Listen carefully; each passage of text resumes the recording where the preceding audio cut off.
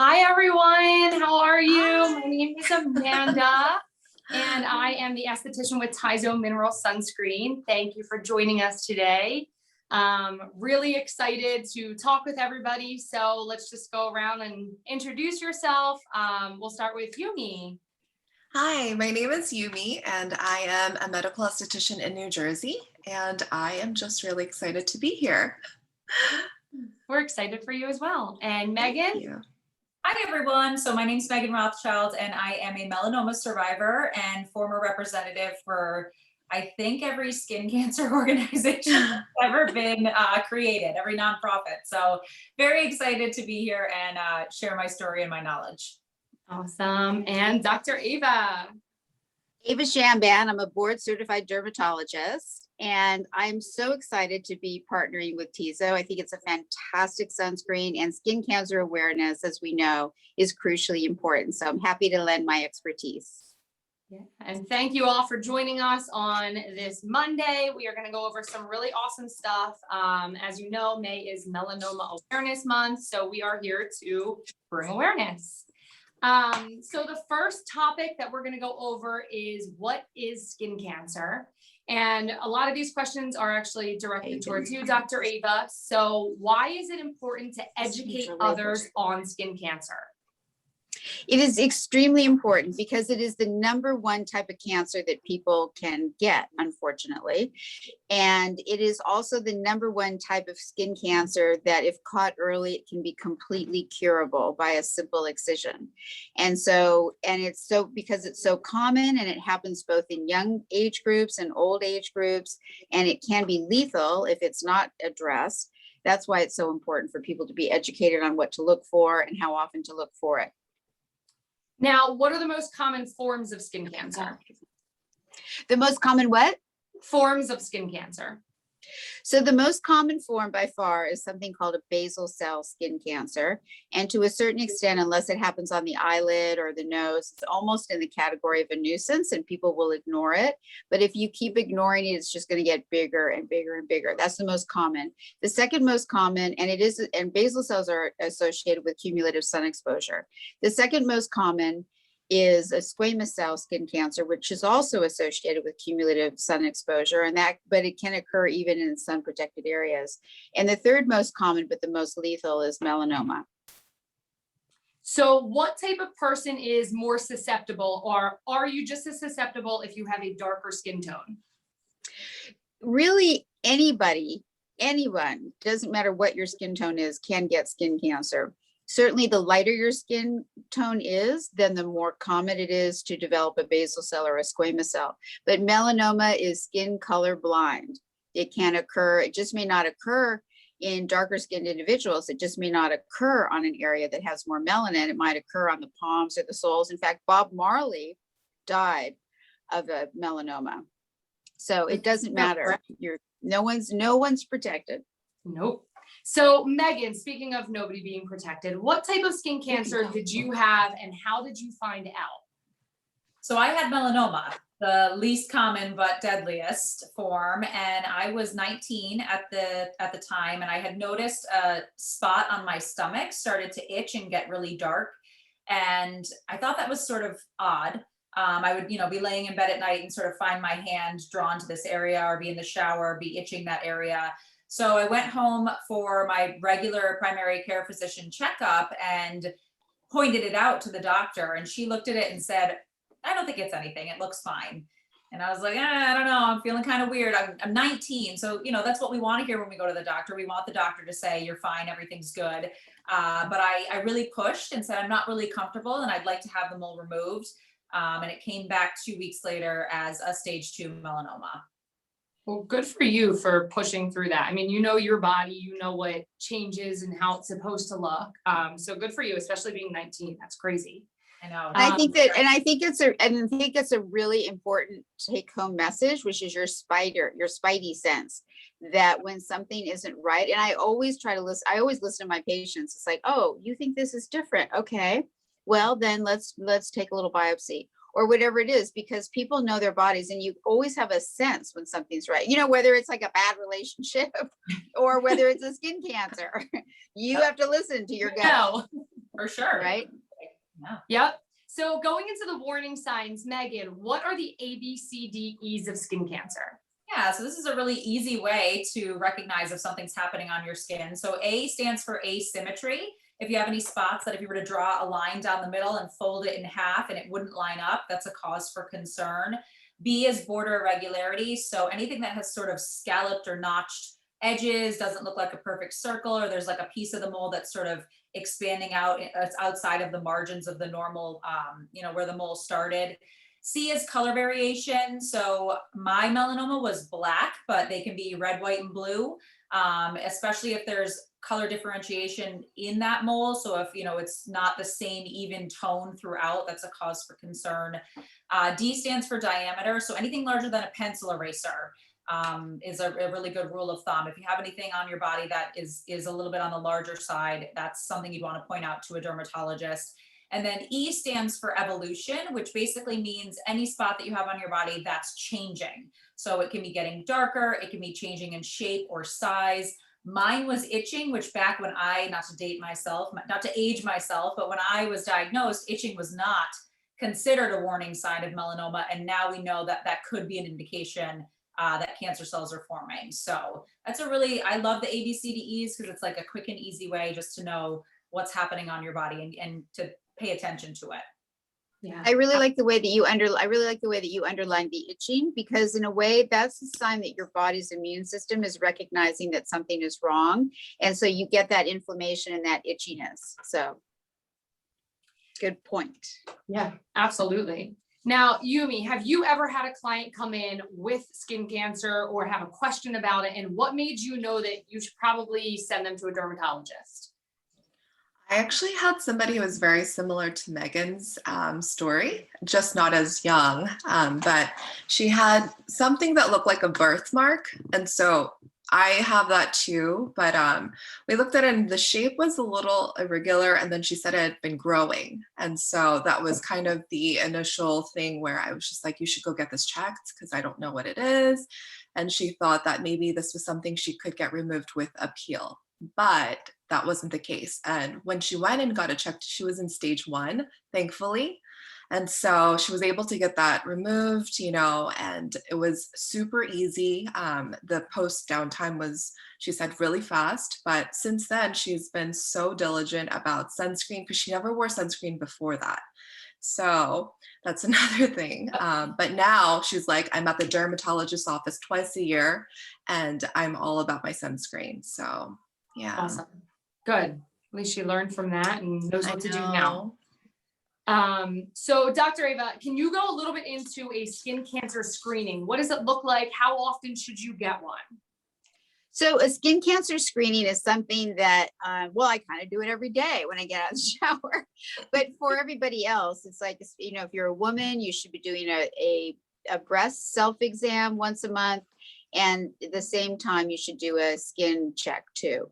So the way to do it is I would pick like either the beginning of the month or the end of the month. So it's some time when you have you can have a reminder. And if you've got, an Alexa or a child or a significant other who can be your Alexa, then just someone to say, okay, beginning of the month, breast exam, skin check. And when you do the skin check, you want to look at the obvious areas, but also you want to kind of look at the areas that aren't so obvious, like, maybe hold up your ear or something and feel your ear to make sure there's nothing there. There's skin cancers on the ear are very common. And then, under your arms, palms, soles, between your fingers, between your toes. And there's a lot of people who have sadly passed from melanoma that came between their toes. So make sure that you're flexible enough to look between your toes too. And then, you can either use a hand mirror to look at your back, or just, that's something that people always want to do. It's part of our grooming ritual, is like taking a look at someone else. So the back of your back, the back, and your back of your legs, etc.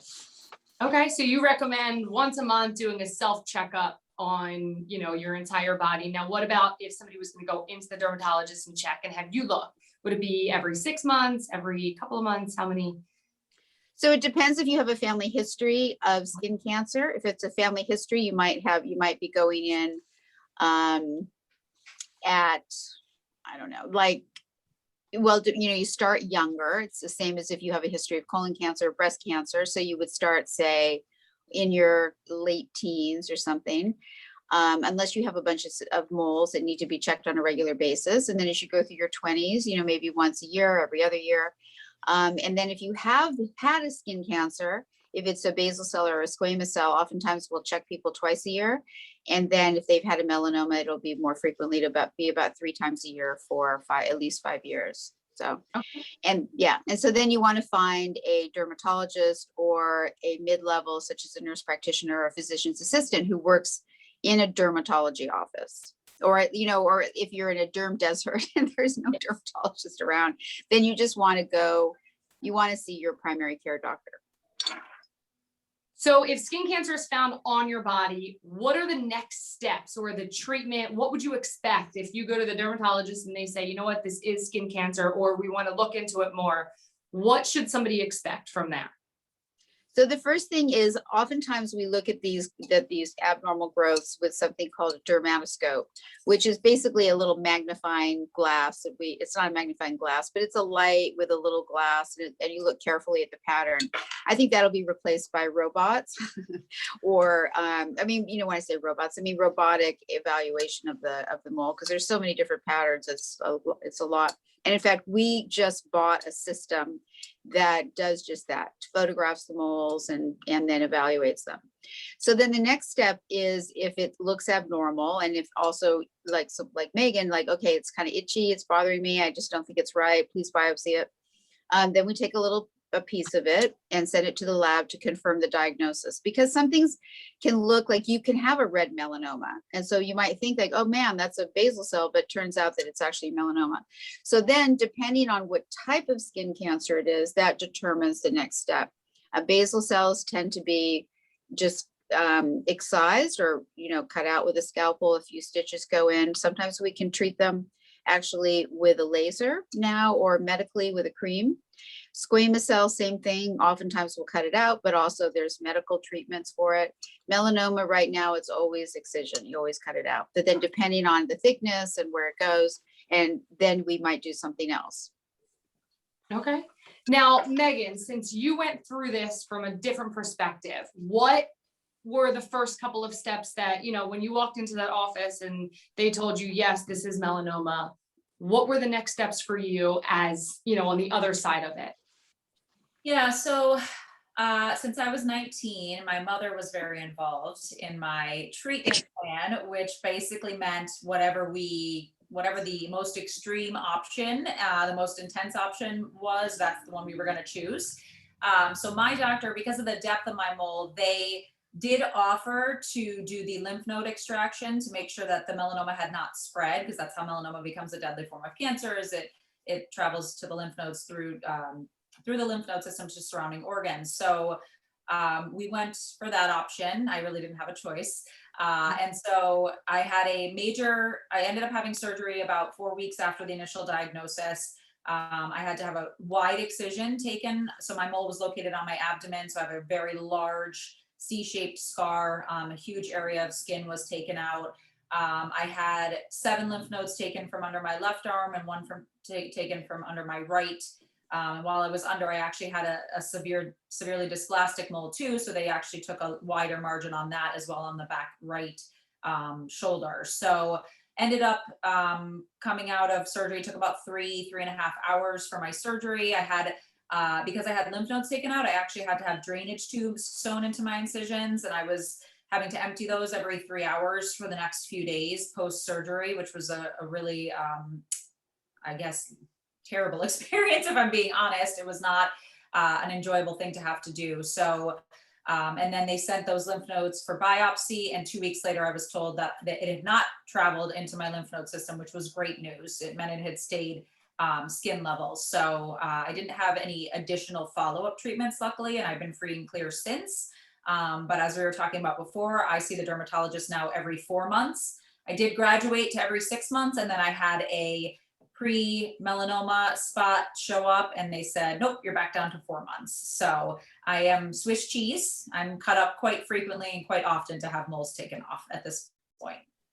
And this is another thing about the you know, the telemedicine, which I'm so grateful is here. It looks like it's here to stay, which is that you can always take a picture and send it, because the pictures are quite good with the current phones.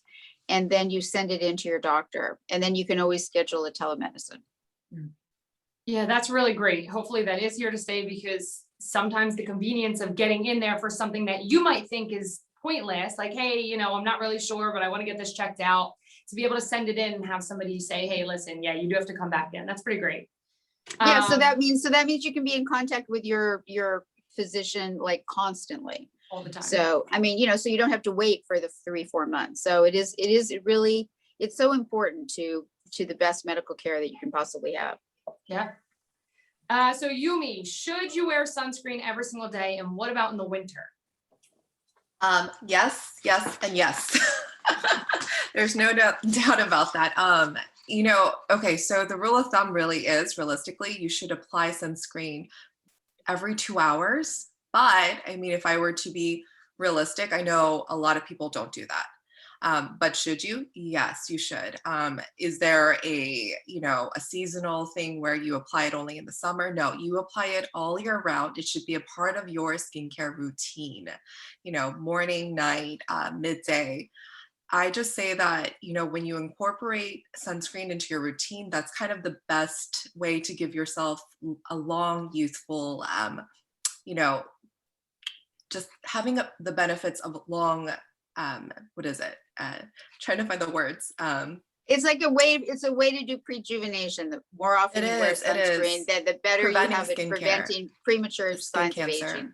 Yes, definitely. And so, yeah, that's what I recommend. I mean, every day, and just morning, night, and then if you can reapply during the daytime, excellent. So something that we get a lot from people is, what if I don't wear sunscreen every single day, but my makeup has an SPF in it? How do you feel about that? that's not enough. I get that all the time. I got that actually last night from a client of mine. And no, it's not enough, because most of the foundations out there or concealers, they have SPF 15, but the rule of thumb is SPF 30 minimum, right? And so I just say it's not enough. If you're just going off of your foundation or your makeup, you should be applying sunscreen separately. So cool. So the commercial use of tanning beds was banned, and it has been banned in Brazil and Australia. So as of January 2017, 13 US states have banned anybody under the age of 18 from using them. Yumi, what does the skin look like after years of tanning? And have you had any clients that use currently or have used tanning beds in the past? A lot.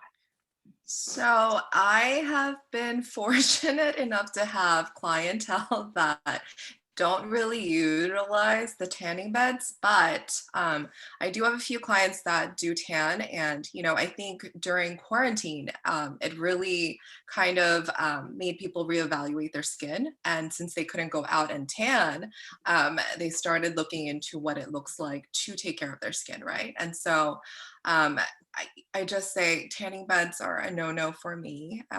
Long-term effects, if you look at photos before and afters, a lot of them, I mean, it's either people are super wrinkly, there's all these spots, and it's, you know, it's just like you want to avoid that. So I would kind of sway away from tanning beds if possible, if at all, because it's like you're putting yourself under direct UV light, right? So no protection.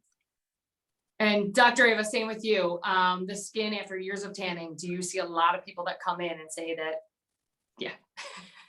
Well, the question is, do you want to look like an old handbag or not? I mean, it's really pretty basic. Make up your mind. Yeah. Yep. I mean, because, you know, Megan, it's all, I mean, there's so, and also, by the way, like when I was growing up, I mean, we used to wear, you know, this orange gel from Bain de Soleil, and I don't know, it was an SPF -8 probably. And you know, and so we all got brown, and it was very pretty and all that. But now that, you know, like the self tanners are so good. It's like if you want to have your skin be a, you know, more caramel color, whatever color, then put it on. And oh, and by the way, if you're darker skinned, you can still get sun damage. people, I've had so many African Americans, they're like, oh, well, look at my skin. I can't. I'm like, no, you actually can get, yeah. Sun damage. And by the way, people don't understand that the ultraviolet that penetrates your skin sets off cytokines that then chew up the fat. And so if you look at people, some of the wrinkling is from damage to the top layer of the skin, but some of the else is just from volume loss. And so people's faces start to shrink and you start to look like a prune. Is that what you want to look like? I don't think so. That's actually the perfect word, prune. Yeah. Yeah. It like Prune old handbag. Exactly. Megan, what's your personal experience with tanning beds? I mean, that's why I got melanoma, because Okay. I was a big tanning bed user. So I started when I was 17. I hated so I actually have sunless tanner on right now because I got a spray tan for an event a couple days ago. So I still have remnants of my spray tan. But I'm traditionally very, fairly fair skinned, red hair. This is also not as natural as it could be. There's some highlights in there. So I hated that. I used to get made fun of all the time in high school and middle school. And so I stumbled upon tanning beds. I actually asked a family friend who was a nurse. This was many years ago, but she was a nurse. And she's like, oh yeah, I go to tanning beds all the time. They're fine. So I started doing it. And 2.5 years later, I was diagnosed with melanoma. So, and I see the impacts. I'm 37 years old and I can tell you, I can see on my skin what I did to myself. Cause my face used to burn. I would go into a tanning bed, my face would burn. Every 3 to 4 days, I'd have a sunburn on my face for 2.5 years. And now I'm like, oh, what was I thinking? But it's hard to tell a teenager that. And you were only doing it for 2.5 years at that point. I mean, people do it for years and don't think anything of it. Yep, exactly. So I obviously, I've testified both on a federal and a state level in support of the legislation to make tanning beds an 18 plus. I went to DC and actually spoke with all sorts of political movers and shakers and senators. And, we were trying really hard to get a federal law in place, but we were successful in Massachusetts. I testified at the State House in Boston, and it was a really amazing day because I really think it's very important to treat tanning beds as a cigarette. Like they should be the same regulations. They have the same cancer causing agents. Why are we allowing young people to be exposed to that? We wouldn't do that with cigarettes. So we shouldn't be doing it with tanning beds. I completely agree. And so also, by the way, people pick up herpes from tanning beds and fungus and MRSA. Yeah. It's like, just gross. Give me a break. Yeah. Yep.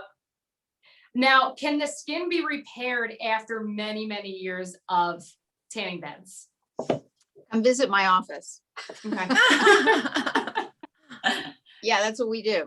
Yeah. And that's what we do. And you know what? The number one thing people say is, I wish I'd worn more sunscreen. Yeah.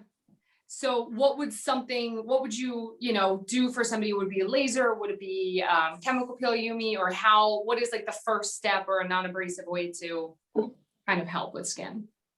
I mean, obviously wearing sunscreen, that's like the number one thing. If you are somebody that hasn't started before, starting today is never too late. I think people just think that, what's the point if I'm now 40 and I haven't worn sunscreen all my life? I'm just like, no, you want to start now. And so I think that's number one. I say, I see tons of clients that do their skincare routine, but they don't wear sunscreen. And to me, that does not make sense. So I always say there's no point in putting on sunscreen if you're going to, do all this bougie, skincare, because at the same time, you're letting all this sun come onto your skin and then create all this damage. So sunscreen is number one. And then what are we talking about scarring yet, or? Yeah. So what are the options or caring for scarring? So with scarring, pigmentation is a huge thing. I get questions on that all the time. And so what I say is people have the option of doing chemical peels if they want to lift up that pigment. Another thing, if you want to go an easier route, is a lightening serum. That's huge. So that's something you can do as well. And then for things that are like deeper scars, like tissue scarring, that stuff, laser definitely helps. I mean, there's all different ways. It's just a matter of choosing what works for you. But most of my clients will start with a lightening serum and then kind of decide, you know, if they need something more effective. So I completely agree with you. I think the combination of doing an in-office or a treatment with an esthetician and then following up with like effective skincare is your best bet. And there's a lot of things that you do in your practice, right? I mean, you do a lot of peels, and peels are incredibly microneedling. Both of those are incredibly effective for helping the skin repair. It's just, and then you can get people to come in every month and do it just over and over again. And it's amazing. The skin wants to be beautiful and not look like a pruner handbag. And so it just, you know, there's so many different things. Yep, I agree. Now, Megan, if you could go back to age 17, 18, 19 to your younger self, what advice would you give yourself? Oh man. I mean, I think that I would obviously tell myself that you're not going to be too happy in 20 years when the ramifications of your actions start to show on your skin and your neck and your chest and your face. I think that's a tough sell to a teenager, but I definitely would stress, you know, that you go with the sunless tanner if you're that desperate. I really was so in the zone of like, I'm not pretty unless I'm tan. And that's something I still, as 37, struggle with. That's why I have a spray tan on. Like it's a real mental thing. And I don't think we give enough credit to, you know, people who struggle with that, which it sounds so ridiculous, but it's real. And I think, you know, I try to talk to myself about that. It's one of those things where I'm not grateful necessarily for the situation, but I was able to take the situation and turn it into a positive because of sharing my story, going out and being able to speak to groups about this, being able to educate high school students and college students about the dangers of skin cancer, because I don't think we've done a great job with that. But I would definitely try to convince myself that if I'm vain then, you're going to be vain later, and you're going to want nicer skin when in your late 30s, 40s. So I feel like my mom always used to tell me that when she was growing up, she would go out the tinfoil and iodine and all that stuff. And that was like, I mean, people used to do that. And now she's, how do I fix my skin? I'm like, Mom, you are way past. You need to go and see an esthetician, a medical esthetician, dermatologist. But I mean, nobody knew. You didn't know. You know, there's an interesting, you know, story behind tans, which you all may know about, which was that, you know, 100 years ago, let's see. What year are we? Yeah. So about 100, like let's say 100-ish and maybe a little bit more years ago, if you were tan, that meant that you worked in the field. And so it was a sign, you know, it's been very much a class distinction. And so people didn't want to be tan. And so that's why you saw, you know, in the South, all the women with their big hats and, you know, always like, you know, having someone holding a shader, I mean, always covered up. And then what happened, well, two things happened. One was that during the Industrial Revolution, with everybody going indoors to work, they lost their tan. And the people who could afford to go on a vacation to the beach or to somewhere where there was more sun, having a tan became a status symbol. And then Coco Chanel like finished it off with being photographed, you know, in her gorgeousness, you know, out like in the sun with, I think, just her sunglasses. So, you know, so that's really the story behind the tan. So yeah. And in Boston, you're from Boston, right, Megan? I'm from the western part of the state, but close to Boston. Yes. Okay, Massachusetts. Yeah, I know. I mean, so my family is from Boston, and I went to school there. And so yeah, I know. Like everybody was crazy about having a tan, and I was like, you guys are like, you just don't know. Yeah. Crazy. Now a lot of people do not wear sunscreen, and what is the biggest misconception that you think? Why people don't wear sunscreen every day? Why don't they think they need it? Or what do you hear the most? Do you get a lot of people? Well, I've been answering a couple of these questions from the chat. And one is that, oh, it's always sticky. You know, I don't want to, it's nah. And so actually TIZO has a bunch of different forms that are terrific. They're not sticky at all. It has like a nice light tint. And so to your point, you can actually use it as a foundation during the day, because it gives enough coverage. And if you have to use more than that, that means your skincare isn't very good and you see one of us. And so that's sort of the big thing. And then also just kind of laziness and they don't, I mean, what people also don't realize is you really want to put your sunscreen on in the morning, like after you brush your teeth. You want to put it as part of, it's all about routine. So start doing it right then so that it has a chance to kind of soak in. And then that's the best way to use. So those are the two main things they forget. So, always have some in your tote and in your car, and they make like small versions, and just have it with you. And those are the things, but they compare the sticky, and then there's a lot of excuses, I would say. Exactly. We always say there's no sunscreens are created equal, and you need to find what works for your skin. And with TIZO, we have matte finish ones, we have foams, we have dewy, glossy, but another one that we get a lot is I don't want to smell like sunscreen. And they're like, I don't want to have the sticky or smell like it. And we don't use any fragrances in ours. So there are sunscreens out there that can work for you. You can't give up on sunscreen because one didn't work for you or you didn't like the texture feel. Now someone's asking do you have a gentle version that's lightly tinted for somebody with acne or rosacea? Yeah, absolutely. So someone's answering that one, an attendee. Okay. Perfect. So I'll go over it anyway. So we have TIZO 2 and TIZO 3 are both matte finish. All of our products have been tested. They are all non-comedogenic. So they're not going to cause a breakout.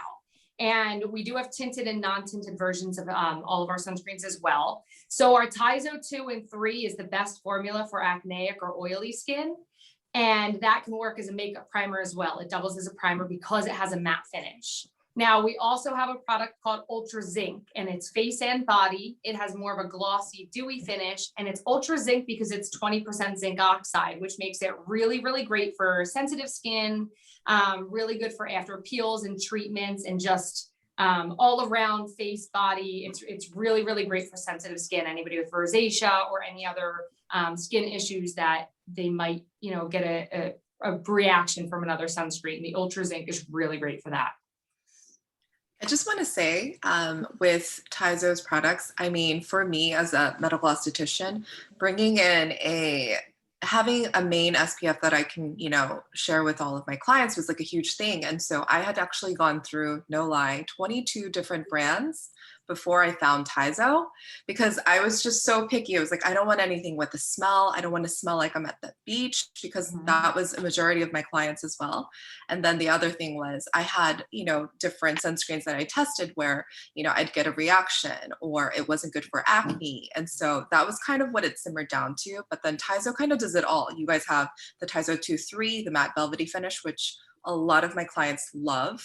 And then people who want something that's a little bit more hydrating, the Ultra Zinc is wonderful. And with the Ultra Zinc, people who are asking about how to reapply during the day without getting it on their hands, I actually recommend, so in Korea, they are huge on making skincare as easy as possible. And so if you know about the cushion foundations, they look like a little cushion pack. There's a little sponge. And so you would put like a regular sunscreen that's more hydrating and pour it into the sponge.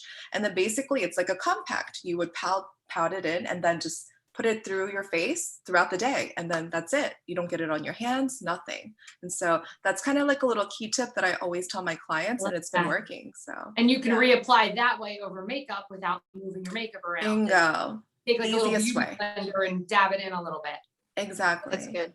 So I just want to mention Jill Feldman asked to share her story. She says, I have an incredible melanoma story. It's long, but I'll just say I'm a reformed sun worshiper, and the dermatologist who she went to see originally didn't want to have it removed. She insisted. So this is like Megan, your story. The biopsy came back as malignant melanoma. She had to go to a cancer center, had a big excision, couldn't walk, but they got it all. So now she says, I wear sunscreen like it's my religion, and TIZO is my absolute favorite. I see the oncologist every 6 months now, and I examine myself all the time. There we go. I have caught 2 other minor issues since then. Thank you for this seminar. So I just wanted to say thank you to Jill for sharing. Thank you for sharing your story. And between that story and Megan's story, listen to your body. I mean, you know what's right and what's not right. So if you see something and if you go to, a professional and they tell you, no, you're okay, you know your body better than anybody else. And I have not ever been to a dermatologist who has fought me on anything. When I go in, my dermatologist now, I absolutely love him. I'll go in, I'll say, I don't like the way this looks. He goes, I think it looks okay, but we're just gonna take it off to give you the peace of mind, right? Like it's not, I always say to people, if you have a doctor or a dermatologist who's refusing to take something, to biopsy something, if you're really passionate about it and you're noticing changes, then find a new doctor, is my opinion. Yeah, Agree. absolutely. Agree. So we have a question that came in. Do you have TIZO for athletes or people who are out running or cycling for a couple hours at a time? I would recommend the foam sunscreen. We stay away from sprays because with sprays, you get uneven distribution. You can inhale the particles. So we do a foam. It comes out like a mousse, spreads on like a lotion. That one is for face and body, and it's really, really easy to apply. It does not grip the body hair, which is nice. But even if you are out, especially for a couple hours at a time, reapply your sunscreen every 2 hours. More than that, if you're going to be in and out of water, if you're surfing, if it's, you know, coming off in the water, any of that. But the foam is definitely the best one for reapplying if you're going to be super active. But reapplying your sunscreen is just as important as remembering to put it on in the morning. Yeah, and someone else asked about where she has a large area to cover, and so she was just asking, and so I'm assuming that the foam is what you would suggest for that too. Absolutely. She's another reformed sun worshiper. Welcome thank you for joining us. Yeah, absolutely. The foam is an awesome sunscreen. Like I said, it's one of my favorites for reapplying. And a little bit goes a long way. I mean, think about any kind of mousse something. You put a little bit and it takes over your whole body. So let's see, we got some questions before the webinar started as well. So do chemical peels really help your skin? And what if you have had numerous skin cancers, not just melanoma? Yumi, what do you think about that? Absolutely. I totally think that chemical peels will definitely help the skin. It's almost like you get baby skin all over again. And when you feel that, you kind of, you know, you're like, oh my gosh, I have to do a series of this, but it's really good for your skin. And if you have had skin cancer before, I mean, honestly, as long as you're getting your derm checkups routinely, you have nothing to worry about. Yumi, is Yeah, there I think downtime with a chemical peel? I'm sorry? Is there downtime with a chemical peel? Yes. So it's typically 7 to 10 days, I would say. It depends on the type of peel. So if you do a deep peel, which is what I recommend if you want to see results, that's about 7 to 10 not business days, but 7 to 10 days. And then it's just that time is just where you peel like a snake. And then after 10 days, you're good to go. So I wouldn't plan any events along that timeline. Yeah. Yeah, and then at the end of the 10 days, don't get on a cruise or go on a big ski trip. Just saying. Yes. Your skin's like baby skin. Yeah, it's really good to do. Right. Yeah, they're great. Dr. Ava, we got a question. I am a 55-year-old woman who spent a lot of time in the sun through my early 30s. Over the last few years, I've had several squamous cell and few basal cell skin cancers removed through Mohs surgery. Other than wearing sun protection and staying out of the sun, which I've been doing, what other preventative treatment or medications for these types of skin cancers? Good question. So there's a treatment called photodynamic therapy. And so for people who have a lot of skin cancers over and over again, the way we treat it is we'll prepare the skin with something in the retinoid, something either Retin-A or something like that, for like a week or so. And then it's an in-office treatment. We put a medication on all over the skin, not just where you see something, because we know things are brewing in someone who has recurrent skin cancers. And it incubates for about an hour in the office if it's on the face, neck, but if it's chest or arms, which we do treat as well, that might be overnight incubation. Then we activate it with a blue light. And then we might do it a couple of times, depending, you know, like you do one and then maybe a month later you do another one, but it's really reparative to the skin and helps address the precancerous growth. That's one treatment, the photodynamic therapy. And then you want to make sure that your doctor offers it, because it's hard to get there, called Levulin sticks. It's a little bit more annoying to order them through your insurance, but you want to make sure. And the second option is doing a Fraxel treatment with the wavelength 1926, which is actually FDA approved for skin cancers. I mean, for pre-cancers, actinic keratoses, and that can be rejuvenating too. And then there's, you know, we do skincare along with that. And oftentimes we'll peel before we do a Fraxel to get, you know, to thin them out. So somebody that says, I'm getting moles on my face, can you get moles from sun damage? That's an interesting question. No one really, well, first of all, are they really moles? Because moles are made up of what are called nevus cells. And, and so you tend to not get any new moles, true moles after the age of 40. So that's why if you notice something growing, then it's after 40, it's really an extra cause for concern. They could be what are called seborrheic keratoses. They could even be actinic keratoses, which are precancerous. So both of those are related to sun exposure. Okay, Amanda. and let's see. Yep. Amanda, is it okay if I actually have Dr. Ava kind of go over, I mean, because you just created a Instagram reel on it, but how much sunscreen to apply? I think that's something that people are just not educated on. I have clients that tell me they dab little bits here, here, here, and that's it. And I'm like, that's not going to give you full coverage. So Dr. Ava's video was amazing. And I was like, I just would like her to just talk about how much we need. Yeah, please. Oh, you're talking about the TikTok one? Yes. Yeah, this is like, it's like I've had, when I started, I just did regular television, and so now there's all these different channels. And so it's fun to play around on all the channels.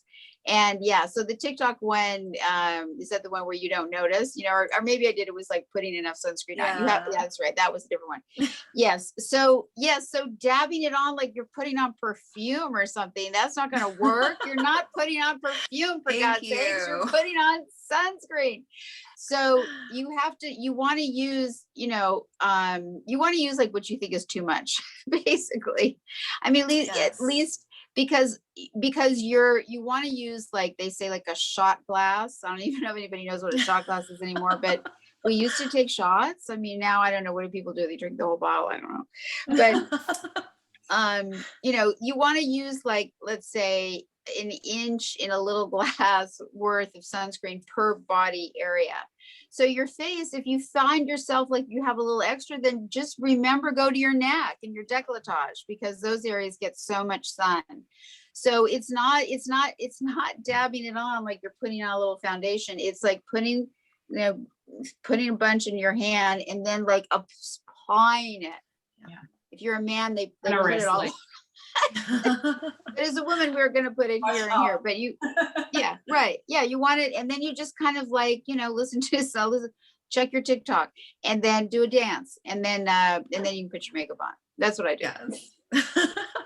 Now, somebody said, I recently learned I should be applying sunscreen every day, even if I am indoors. Does this also apply to children? So, it's the indoor issue is always a bugaboo a little bit. So a couple things. Indoors, if you think that the glass, like right here, if you think that glass is really protecting you, it's actually not. The glass allows UVA in, most of it. I mean, you have to have specially treated glass in your car as well to block UVA. And UVA penetrates deeper than UVB, and it's going to chew up your collagen, give you pigmentation, etc. So, if you put on a decent amount, a real amount in the morning, and then there are powders that you can put on that have SPF in them. I don't know if TIZO has one of those, but those are a nice way to reapply. Does TIZO have one? We don't, no. Yeah, but that's something you should put in your development pipeline, because it's really good. There's at least 2 or 3 other companies that have it. Isden has one, and so does, I can't remember, there's another brand that we use all the time.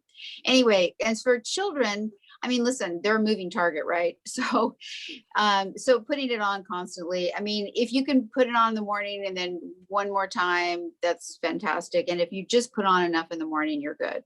I mean, let's be real. Mm-hmm. Now, before I started with TIZO, I was practicing esthetician in a salon, and I noticed so many of the clients that would come in had so much more sun damage on the left side of their face. And I would have to explain to them, you're outside driving in your car and the UVA can penetrate through the glass. And that was very hard for people to understand, because they're like, well, I just drive to work every day and I sit in an office. But you're driving to work, you're by windows, you're doing something outside. Do you see that as well? Yeah. Did you see the famous picture of the truck driver? The truck driver. Yes, that's huge. From England. Yeah. So for anybody who's watching this who didn't see it. So the truck driver, it looked like half of his face. Well, first of all, ultraviolet is radiation, you know, and you know how freaked out we are all about radiation from nuclear or anything. So it's radiation. And so it looked like half of his face had been irradiated. I mean, literally he had deep lines, wrinkles. I mean, the volume, he looked 20 years, 30 years old. Didn't even look like the same person. Not the same person. It looked like they took a younger version of the same person and put the picture together. It's crazy. And if you that's don't not know a what we're talking cautionary, about, look if it up. that's, yeah, if that's not a cautionary tale to all you doubters out there, then I don't know what Yep. is. Yep. Let's see. So we have some other just sunscreen questions or skin questions as well. So Yumi, what should go on first? Skin serums, moisturizers, or sunscreen? So common question, but easiest way to go about it is thinnest to thickest. So serums, and then your moisturizer, and then sunscreen at the end. That's as easy as it gets. I love that. Somebody else said, I'm 70 years young and I've struggled with rosacea. I know that there's no cure or treatment, but how can I diminish the redness? Well, actually, there are a lot of treatments for rosacea that are now more effective. So there's azelaic acid, which you have to get in the gel at 15%. And there's also ivermectin cream, which is called Soolantra. And so that's still on brand. Those are quite effective. So for the redness, anything that's anti-inflammatory helps, like a vitamin C even. And you can tell me what you think too, because I think you're out in the trenches there. And there's also in-office laser treatments, what have you. But what do you suggest for rosacea?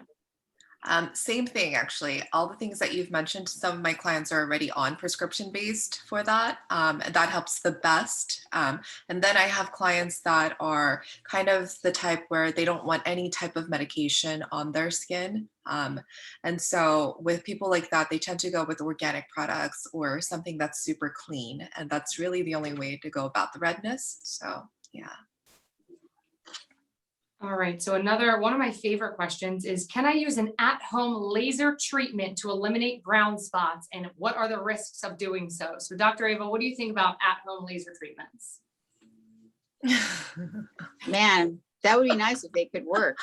What do you think, Yoon? I don't think I would do it, but I mean, at-home laser treatments, really? Like I mean, that's exactly. exactly. On there. I mean, that's why we exist, Yoon and I. You know, I it's know. like get You a can good buy anything esthetician. online right now, and it's so scary because you don't know how to use it. You don't know what you're doing, and yeah, I mean, go see an esthetician, a medical esthetician, a dermatologist, please, for stuff like that. Especially if you're Yeah, I mean, Really? I just launched a subscription box. We've just had the second box called The Box by Dr. Ava, and TIZO's in it actually. But what's really interesting to me, so we have in this season's box, we have a little device called My Skin Buddy.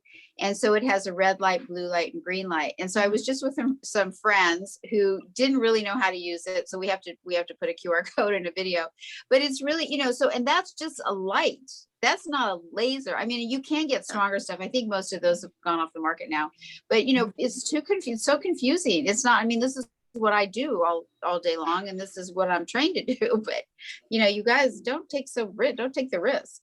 Don't do it at home. No, because I mean, okay, so I am actually in, different Facebook groups, and there's a Facebook group, which I won't say which one it is, but it's pretty big, and it's where people just buy all these random things and use it on themselves without asking a doctor or, a professional if it's okay to use. And I see so much in that group where they've used that device, whether it's a laser treatment, and it's burned their skin, and they're like, what do I do now?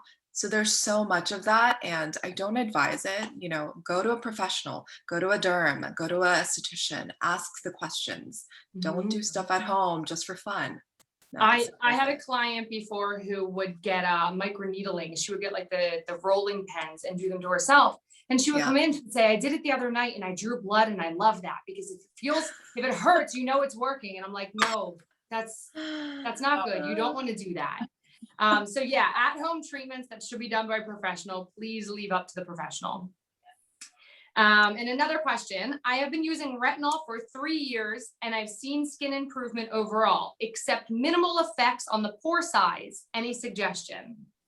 I love hearing this because you go ahead. The epidemic of pores. Go ahead, you tackle this one. Yep. You cannot shrink your pores, you guys. I have a lot of clients that ask me that question on the daily. They come in and they're like, what can you do to shrink my pores? And I just tell them, I can't shrink your pores. They're the size that they are, but you can tame them and you can continue to tame them, but you cannot shrink the pores. I mean, everyone has pores. I love taming the pores. Taming the pores. Actually, there's one thing that we've started doing, especially if you're oily, which is you can microdose botulinum toxin. So you just use, like, depending on the area, like if it's sort of the classic T zone, you just use like 4 to 6 units and then spread it all through here. I mean, it has to be injected, but that can help if for people who have super oily. Yeah. And I think the biggest misconception with that is there's so many makeups and products out there that are pore minimizing, and you don't change that. So everybody always wants to, make their pores look smaller, and you can make them look smaller, but they're not actually going to shrink in size. Yes. I always say you can with botulinum toxin, but it's not permanent. No. Exactly. And also with, all, like you were saying, Amanda, those, it's all a marketing strategy, and people just read those words, pore minimizing, pore shrinking, but it's really not pore shrinking. It's just another way to get you to use the product. But yeah. Exactly. Awesome. Anything that we want to add, Megan? Anything that you want to say? Have you gotten any chemical peels or any treatments that you, me, or Dr. Ava were talking about? Have you gotten anything? I literally have been writing down book chemical peel. So I have had Oxygeneo, which is the facial that I've been doing. I would love, maybe we can sidebar on if you ladies recommend that. It seems to like immediately tighten my skin and do some good stuff to it. I get facials on a regular basis. I'm on a prescription retinol cream for night to prevent wrinkling. And I'm trying to think, and I have had the Blue U because I had some AKs and my dermatologist recommended it. I would do it again, but I will tell you I had a really bad experience. Like I wasn't prepared for the 10 days of like crusty face. And so I was on vacation and I couldn't leave my condo because my face was literally falling off. Like I would eat a bite of food and my face would fall off. So that was so I just want to say, so I'm sorry that they didn't prepare you for the possibility of having more downtime, but you had a peel, you had a chemical peel for that. And so your skin, I can't see you that carefully, your skin looks all glowy and gorgeous. And so, so they just should have prepared you better to tell you that could happen. That's good to know. That's why I'm like looking at my calendar when I'm going to book it, because I'm all about the skincare now. Like I will do anything. And I will be honest, like I'm all about transparency. I do get filler and Botox as well. So which is fine. Yeah. Yep. It is what it is. I'm there. Out there for a reason, right? People get it. Okay. Yep.